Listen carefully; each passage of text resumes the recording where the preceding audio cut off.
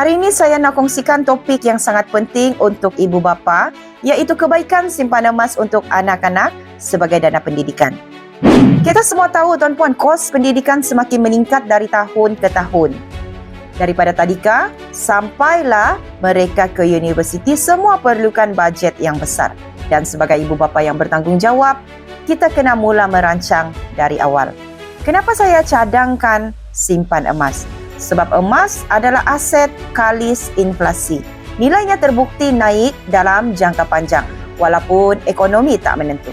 Bayangkan tuan-puan, kalau kita simpan duit dalam bentuk tunai, nilai itu akan susut disebabkan inflasi. Tapi kalau simpan dalam bentuk emas, nilai itu terpelihara dan bahkan boleh meningkat naik. Satu lagi kelebihan emas, ia galakkan kita menyimpan secara disiplin. Kita boleh mula dengan serendah 1 gram sebulan. Lama-lama, kita akan terkejut tengok simpanan itu makin lama, makin banyak.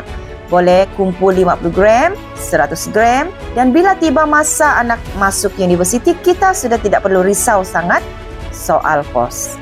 Nilai ringgit boleh jatuh tapi nilai emas kekal stabil. Emas digunakan di seluruh dunia, jadi ia bukan bergantung kepada satu-satu mata wang.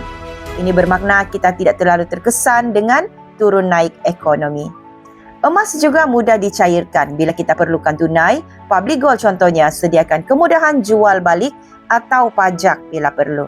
Jadi bila tiba masa nak guna untuk dana pendidikan anak kelak, kita boleh cairkan sebahagian daripada simpanan emas kita.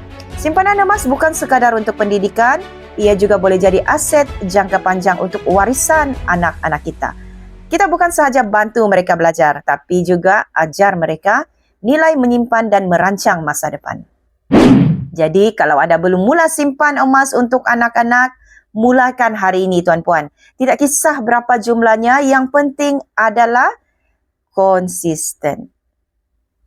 Kepada tuan-puan yang berminat nak mulakan simpanan emas, tuan-puan boleh klik link di profil, buat pendaftaran terus, kontak dengan Leni ataupun isikan beg biru di bawah. Leni akan bantu sebaiknya.